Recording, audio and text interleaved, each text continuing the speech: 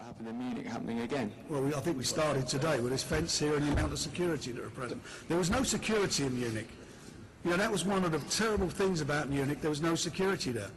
And the guy who ran the security company is the chairman of the German Boxing Board of Control. There was inadequate security there. But that's done. That's been, you know, we've done that to death. I've made it very clear my position from day one as far as Dereck Chisora is concerned. Unacceptable. A couple of things that happened before the fight, after the fight. I made it very clear. I don't think he went to have a fight, but what happened. And he's paid the price. He's paid a big price financially through not being able to fight. Now this fight's taking place. The Board of Control, and I want to emphasise this again, the Board of Control made a decision not to ban Dereck Chisora.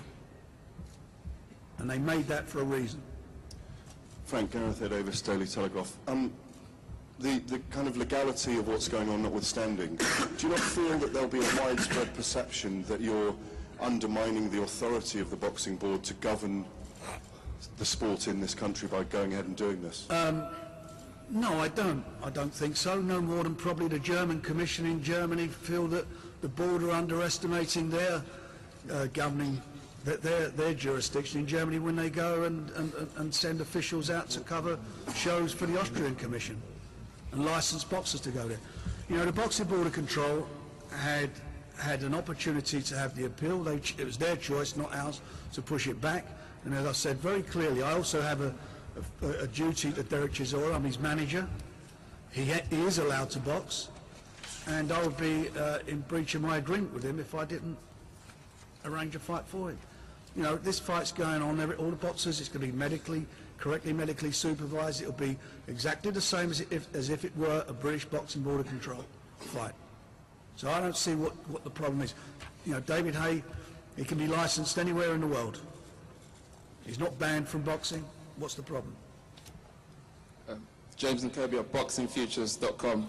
David, it's widely reported the large sums you made from your last two fights on pay-per-view on Sky. How is this deal working for you? Is it a set fee or is there a percentage on subscriptions?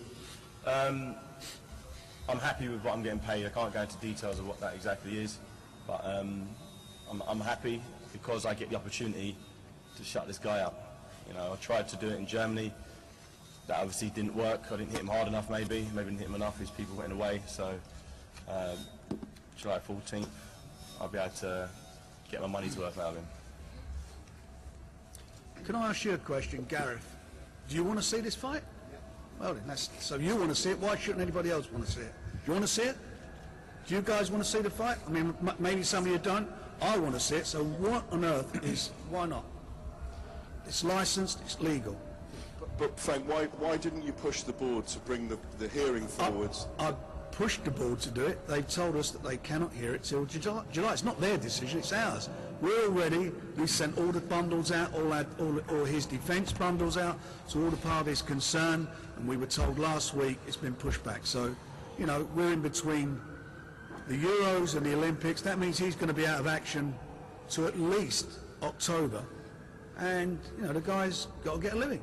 Are the two guys already licensed, therefore, or by the Luxembourg board? So if the British Boxing Board came forward and banned Dereck tomorrow, for example... Well, they can't ban him. How can they ban him? They've made a decision which is subject to an appeal. They had an opportunity, they had a hearing, and it was made very clear at the hearing he is not banned from boxing, only that they will not license him. And that was their decision.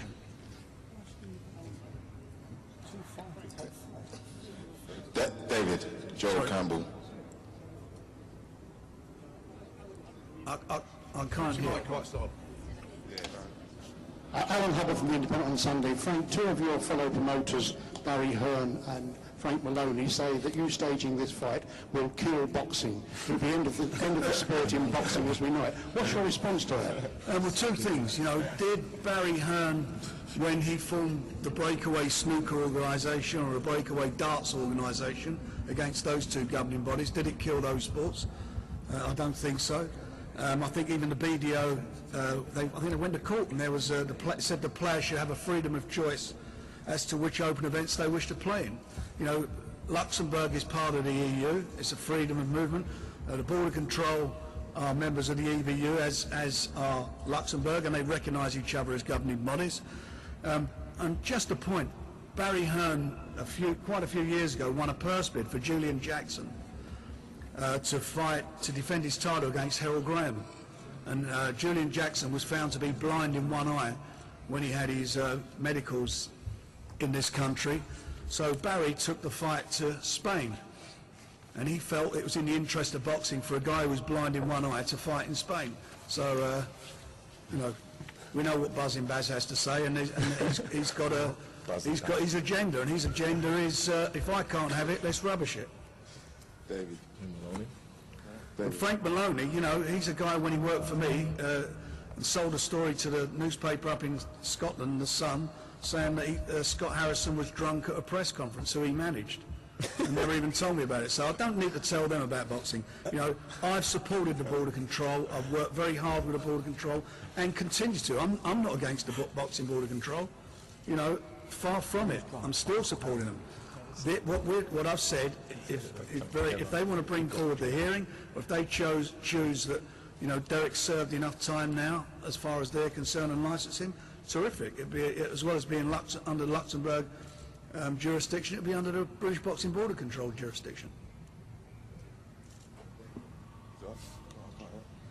Gerald Campbell, Global Sport in Colour. Were you not guilty of raining on Dereck's parade in Germany? Pardon? Were you not guilty of raining on his parade? Kind of. Raining on his lost parade. No, I went into. It was his moment. He had it. I sat back in the press conference, allowed him to have his moment, not to rain on his parade. Waited until him and his coach had finished, and Frank Warren finished what they were saying, and then addressed Vitaly Klitschko and his promoter, because I had some beef with them.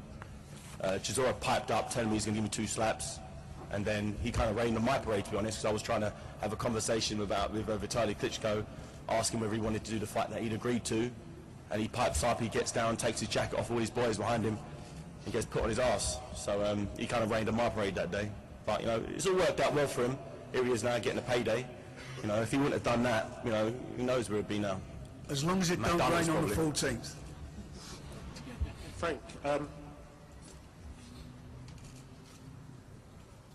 can you hear me? Sounded like Norman Carter. Look, going back to perception, without being squeamish, there are a lot of people out there who would like to see boxing banned. That's one of the wider perceptions. We've got all this security here. We've got talk about jumping across the fence. There's been mention of a knife being drawn somewhere.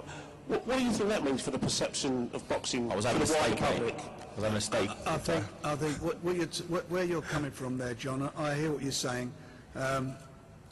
You know, I can look at various sports and see some of the things that happen in sport. You know, what is the perception of people who feel that drug cheats should be allowed to participate in sport? What do you feel about footballers who get involved in racist situations on the pitch, continuing to play football? What do you feel when you see, like, the football match a couple of weeks ago where the two teams were knocking 7 colours out of each other? What do you feel about that? You know, unfortunately, stupid things are said. Stupid things happen. People do stupid things.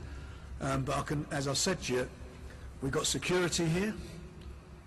These guys will settle their differences in the ring on the 14th. And what will the perception be? We'll find out on the night whether this place is sold out and whether people subscribe to the match, subscribe to watch the fight.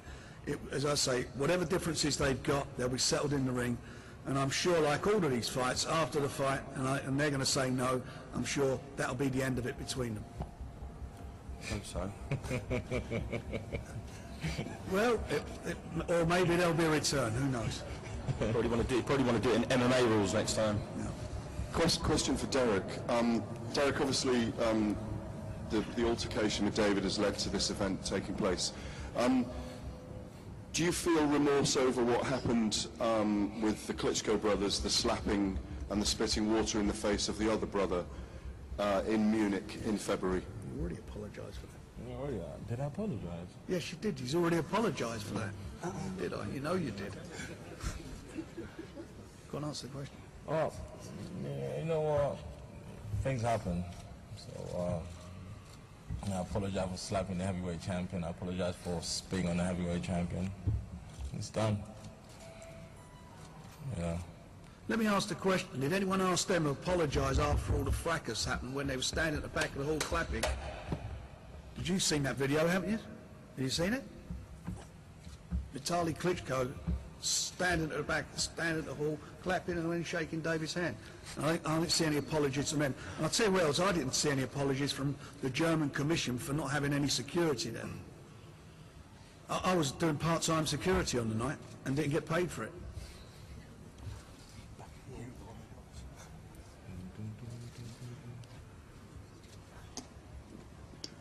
You know, we've got a fight here. We're going to announce some more fights next week. This is a big show. This is exciting, an exciting fight. And this place, as I say, is going to be rocking. This is going to be sold out. And you know, any of you guys, you've all said yourself, or most of you have said you'd like to see the fight. Go and have a look at the forums and see what the amount of people that do want to see this fight against not seeing it. It is absolutely 99% who want to see the fight. And the Sun newspaper is sponsoring it. I think it's probably worth saying that last year, when we had the big fight over in Hamburg, it got a pay-per-view audience, which you may or may not be aware of something approaching 1 million with Sky. And I don't know about you, but it's my idea, or my perception, that there's at least as much interest in the fight between David and with Dereck as there was then. The buys were over 1 million. There was over 1 million buys for that fight, but then for each buy, a pub can have maybe 400 people watching it. Yeah. So you can probably multiply that million by 10, 14, something like that. Yeah. That's how many people. So, you know, the call for banning boxing, there's no evidence for that because a lot of people still pay to watch boxing. Yeah, and I've never seen such a disproportionate reaction to two fighters having a fight. This time it just happened to be outside the ring. So, in hindsight, looking at it now, where should two fighters resolve their differences? In a ring. And that's what's going to happen on July the 14th. But effectively, we were talking about a bit of word slinging, a couple of shots, a bit of grappling on the floor, and that was it. They're two fighters. That's what fighters do. They shouldn't have done it outside the ring, and they both admitted that, and now they've arranged to do it in the ring. And yet, for some reason, people are pretending that they don't see the logic in that, but just pretending it because it makes a bit of a story. But if anybody doesn't want to watch a fight that's here, if you stand up and leave now, I guarantee no one will leave because people want to watch it. You've got two world-class heavyweights, both from Britain, who want to fight each other. And their styles are going to gel because they're going to be in range, wanting to let their hands go, not using their 6'7" advantage to jump back every time someone clenches their fist. Dereck comes to fight, David comes to bang. You are going to get an exciting fight. And once we realise that they're two professional fighters who want to have a fight and should do in a ring, we can get over this nonsense that's happened over the last God knows how many months because it's been totally disproportionate. And me personally, I'm offended by the disproportionate nonsense that's been written about two guys having a bit of a dust-up.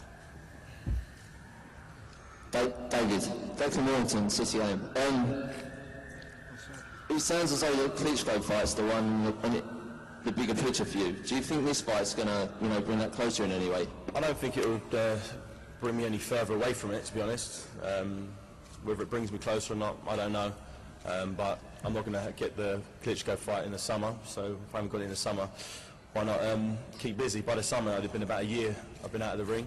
I think that's a long enough time to be out of the ring. Ideally, if I'm looking at fighting Vitaly or Vladimir again, having a little putting the gloves on, getting out there in front of a crowd and going through the motions wouldn't be a bad thing to do before going there against one of these big guys. Although he's nothing like them in style and every single thing about him, to be honest, it's still just going through the motions, going through the warm-up in the change room, going out there, putting him on his back and then have a nice after party and taking it from there. If you recall, Klitschko's actually said themselves, these two guys get it on, they'll fight the winner. Bert Bunt actually said that. Bert Bunt said that. So you can look at this verbal as being, contract. And they're not worth the paper they're written. But if that's the case, that'll be fantastic. So you look at it as being an eliminator. Hi, David. It's Scott from FightHype.com. Just a question. Obviously, you've been inactive since last July. Have you stepped into the boxing gym and prepared yourself for? Obviously, there's a rumoured Klitschko bout scheduled to happen. Have you been in the boxing gym, sharpening up, or did you? I haven't been sharpening up. I'm a healthy person. I eat relatively healthy. You know, I haven't got any addictions. So I'm always in relative shape. And for this fight, it's quite a treat to actually fight someone who's tailor-made for me. You know, when I'm even fighting Audley Harrison, I had to find some big. I had to fight, I suppose, Tony Thompson and some real big southpaw. So I had to work out, get him around that southpaw. You know, adjusting but this guy is, as I said, tailor-made. He does exactly. He'll walk right into range. You know, trying to bob and weave and trying to throw body shots and jam into my chest. Do all the things that I like my opponents to do. So I'm actually going to be able to enjoy training. You know, sparring against big southpaws is not that much fun. You know, or sparring guys who are 7 foot ain't that fun. But fighting someone who's got shorter arms than myself, whose head's huge, and just takes punches in the face, it couldn't be any better. You know, I'm actually I'm actually looking forward to going through the train. I start training camp in June. Start training camp in June. A nice 6-week blitz. I won't have to work on anything too technical. It's just get myself in physically fantastic condition, like I'm always in, and go through the motions. I'm looking forward to it. Sorry. Can't hear you, Mike. Frank, Mike Walters, Daily Mirror. Hey, Mike. The bill is entitled Licence to Thrill. Is that rubbing the British Boxing Board Controls' noses in a bit? No, it's not rubbing in. It's the fact they're licensed, and it's going to be a thriller. And all I wish I wouldn't say we'd like to be at Aston Villa, because we could have been the thriller at the Villa, but we're at West Ham, so we're going to have a real battle here, and it's going to be a fight that all the fans, as I say, want to see. It's not rubbing. This is a licensed event. The reason we mention licence, because I've read a lot of stuff saying this is an unlicensed fight. It's not an unlicensed fight. There are a lot of unlicensed shows that go on around this country on a regular basis, on a weekly basis, as far as the border control concerned. This is a licensed and bona fide event. There's lots of other governing bodies that license fights anyway. Yeah. There's other boxing governing bodies that license their fights. The Board of Control just happened to be one in England.